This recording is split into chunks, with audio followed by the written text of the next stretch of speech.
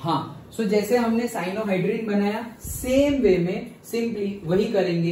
क्या हमारा फिर से वही चीज, एक बार क्विक रिवीजन। हमारा R CO R और H अल्डिहाइड और कीटोन था, न्यूक्लियोफाइल ऐड हुआ, न्यूक्लियोफाइल ऐड हुआ, एक बॉन्ड टूट जाएगा, टूट गया वहां न्यूक्लियोफाइल आ गया, जो बाकी है वो O-H+ लगाया, O के साथ H, बस वही रिएक्शन करनी है फिर से।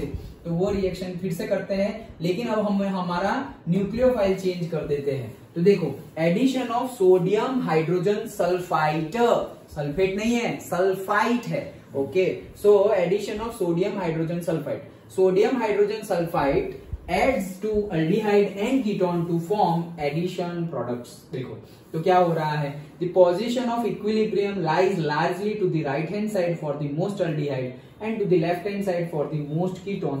ये बाद में पढ़ते हैं, लेकिन देखो होता क्या है, ये हमारा कार्बोनिल ग्रुप है, अगेन कार्बन पे अटैक करने वाले हैं, कार्बन पे अटैक करने वाले हैं, तो क्या होगा, डायरेक्टली कार्बन पे अटैक करेगा कौन, हमारा ये OSO2H ग्रुप। ओके, मतलब इसमें से तुम Na निकाल दो ना, इसमें से क्या निकाल दिया तुमने, Na निकाल दिया, Na निकाल दिया, तो ये क्या हुआ, ये देखो यहाँ पे ही कर देता हूं, हाँ, ये है मेरा Na+ और HSO3-। डन। ओके, हुआ क्या, कार्बन पे कौन अटैक करेगा, ये प्लस है और ये माइनस है, ये भाई साहब पूरा यहाँ अटैक करेंगे, तो C के ऊपर O, देखो SO3H है तो SO3H ही है।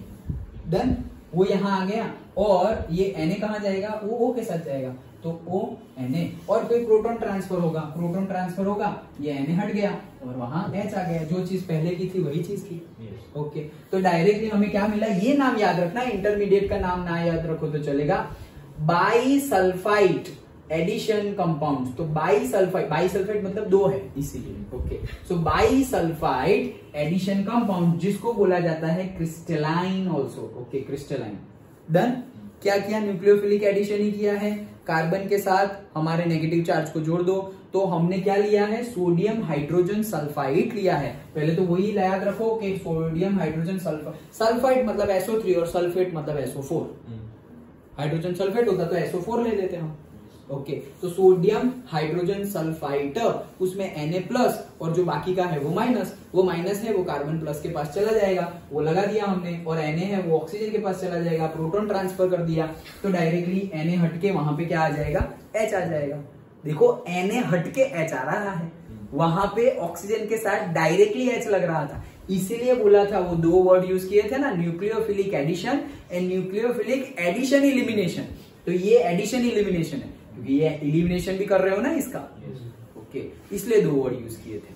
तो अगर सिर्फ एडिशन हो तो न्यूक्लियोफिलिक एडिशन, इलिमिनेशन भी हो तो न्यूक्लियोफिलिक एडिशन इलिमिनेशन। ओके, सो वो डायरेक्टली ऐड हो गया, दैट्स इट, बस इसको बोलते हैं बाईसल्फाइड एडिशन कंपाउंड। अब यहाँ पर जो इक्विलिब्रियम की बात है वो देखो, क्या द पोजीशन ऑफ द, ये देखो सारी की सारी प्रोसेस पहले से लेके अब तक की सारी प्रोसेस, 3 स्टेप्स देखे हमने, पहला, दूसरा इंटरमीडिएट और तीसरा हमारा product.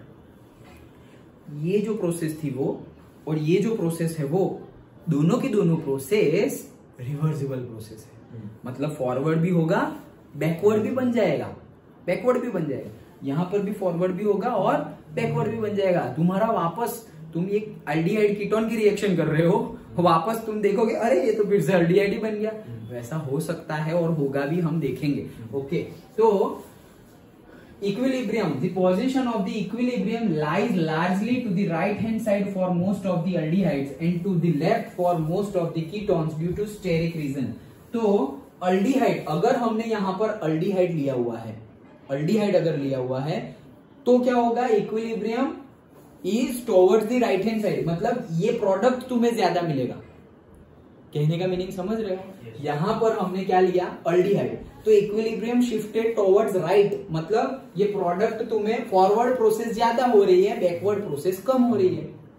Equilibrium to the right का मीनिंग ये होता है, टू द राइट, तो फॉरवर्ड प्रोसेस ज्यादा हो रही है, तो प्रोडक्ट तुम्हें ज्यादा मिलेगा। कब, जब यहाँ अल्डिहाइड लिया तो। लेकिन अगर कीटोन लिया तो बैकवर्ड प्रोसेस ज्यादा, बैकवर्ड मतलब प्रोडक्ट कम बन रही है और रिएक्टेंट ज्यादा है। अंडरस्टूड?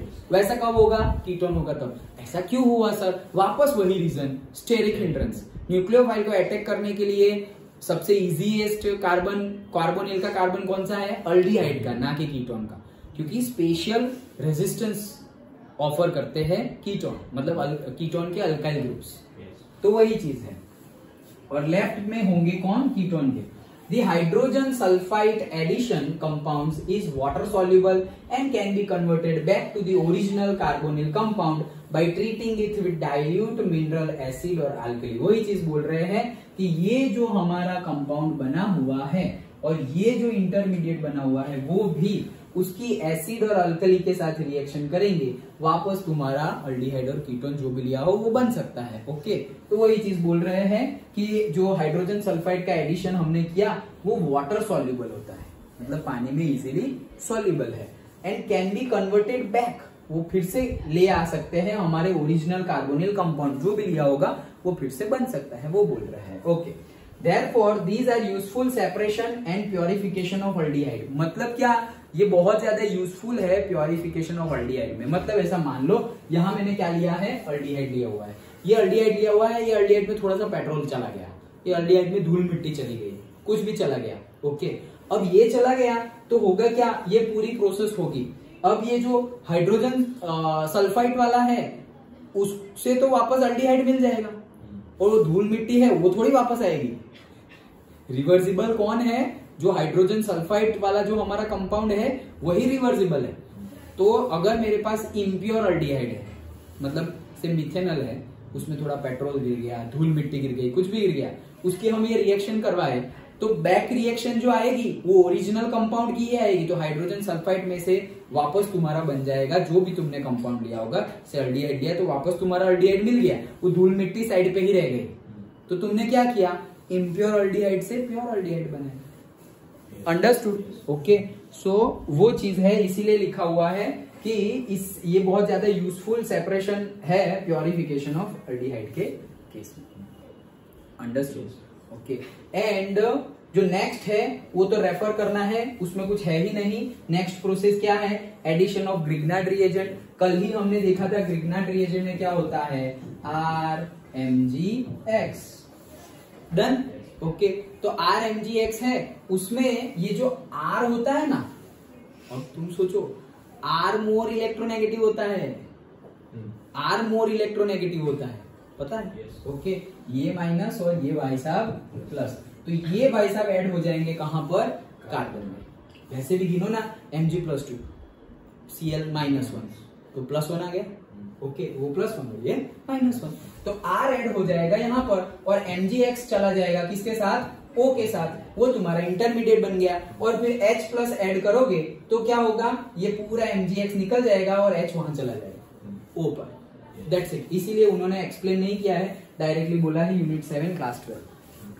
क्या करना है? रिएक्शन फिर से बता रहा हूं, एडिशन ऑफ ग्रिग्नार्ड रिएजेंट में क्या करना है? So addition of Grignard reagent में यहां हमने ये प्लस RMgX कर दिया, ये है ग्रिग्नार्ड रिएजेंट। तो क्या करेंगे? ये R C पर ऐड हो जाएगा, तो क्या बनेगा? ये जो लिया था वो तो है ही, ये C के ऊपर R आ गया और ये O के साथ चला गया कौन? MgX। देन अब इसका प्रोटोनेशन करेंगे H+, तो क्या होगा? ये C जो था वो तो है ही, ये R भी जो था वो ये ही, इतना तो है ही, और ये जो O है वहां पे H आ जाएगा और ये जो MgX है वो निकल जाएगा। This is our compound. Done? Understood? तो जैसा है वैसा ही है, और पहले हमने किया हुआ ही है ग्रिग्नार्ड रिएजेंट, इसलिए उन्होंने एक्सप्लेन नहीं किया हुआ है। बट अगर तुम्हें करना भी हो, अगर पूछे तो हमें तो करना पड़ेगा ना, ऐसे सिंपली करना, सब में ही ये करना है। कार्बन को नेगेटिव चार्ज न्यूक्लियोफाइल ऐड कर दो, बाकी बचा है वो ऑक्सीजन को ऐड कर दो, और फिर उसका H+ प्रोटोनेशन कर दो, तो H वहां O के साथ डाल दो, और जो O के साथ अगर कुछ है तो निकाल दो, कुछ नहीं है तो कुछ नहीं, H+ डाल दो, बात खत्म। डन? ओके, सो इतना रखते हैं, आगे का कल। ओके।